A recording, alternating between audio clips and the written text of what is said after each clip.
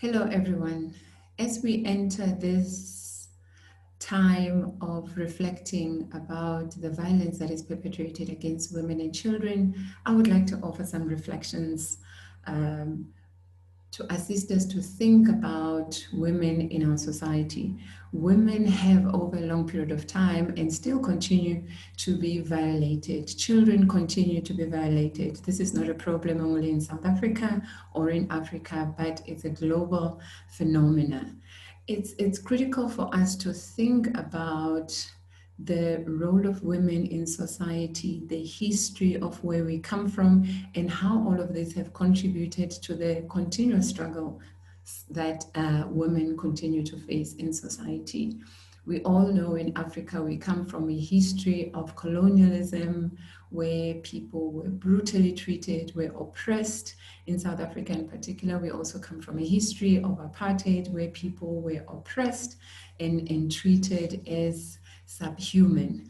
And for women in particular, they have always been treated as children. They have always been treated as people who cannot think for themselves.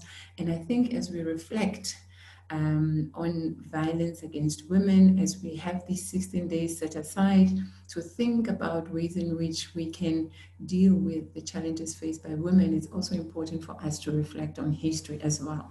African women have always been warriors. African women have always been in solidarity with each other. African women have always stood in the forefront to fight against injustices.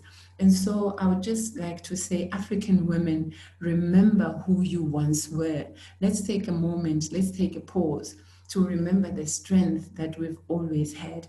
And maybe it's time for us to tap into that strength, to remember where we come from, to think about ways in which we can step forward and try to challenge the system that consistently subjugate us as women, the system that consistently murder us, suffocate us, lead us to not being able to breathe in our own homes, at work, in the various spaces that we occupy. It's important for us to remember who we once were. Women of Africa have always been warriors. Women of Africa have always taken care of their families, of their communities.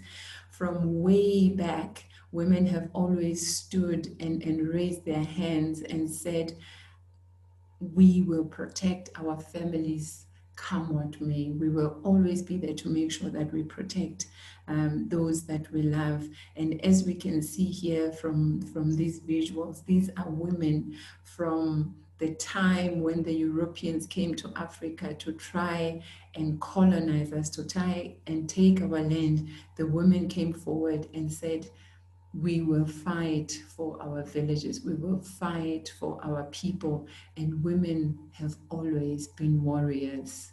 And so I'd like to say, let's remember the strength that we have and tap on that strength so that we can be able to fight against this violence that is confronting us each and every day. There are various forms of violence that women have to deal with each and every day. We have the statistics to remind us on a daily basis that 1 out of 3 women have experienced some kind of violation against them. And this happens in many forms. It happens in the workplace, it happens at home. It might be a stranger, but oftentimes it's always someone that we know, and it happens in different ways, physically, emotionally, sexually. It happens in various ways, and women have to contend with this every day. And this has got psychological implications. When someone is experiencing violence each and every day and they're feeling helpless, some people end up being depressed, some people end up feeling suicidal, some people feel that they do not have the energy and the strength to be able to take care of their family anymore. They stop going to work, which affects productivity, which affects their economic standing as well. And we know 2020 has been one of the most difficult years yet. And with the COVID-19 that people had to contend with, for women, it was also violence against their bodies, against their very being that they also had to contend with. So there's always these multiple factors that women have to deal with. So I think when we think about ways in which we can respond to this violence against women, it's important first and foremost to realize that it's a systemic issue, it's a structural issue, it's something that happens at various levels in women's lives. So these are some of the ways in which we can think about moving forward. We can think about responding to violence against women. It's important for us to denormalize patriarchy. The ways in which we socialize our children is critical. We're living in a moment where patriarchy is seen as part of culture, part of ways in which things are. But it's important for us to rethink that, to dismantle that, and to question it and to fight it. And also, women who have suffered violence need a lot of support without being judged. So it's important for us to create a society, a community that affords women the safety net for them to know that they are never alone, that they are not alone, that there is hope, that there's something to look forward to, that it's important to be resilient, but there also comes a point where people cannot take it anymore. And also for us as women to be there for one another, to practice the ethics of care and to be in solidarity with one another, because this is one of the ways in which we can move closer towards ending the violence against women. And when we end violence against women, they are stronger, they have the power, and they will be well enough to make sure that they cushion their children even better than it is happening right now. Our children are our future, and if we don't protect our children, then we do not have a future to think about.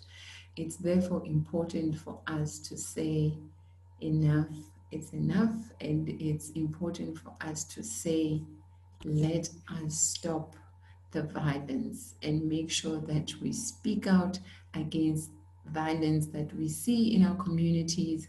We speak out against violence that we see in the families, and stop hiding issues and saying it's a family matter. It's important that that stops, because that is the only way that we can get to a point where we can see that we can be able to end violence against women and children. Thank you.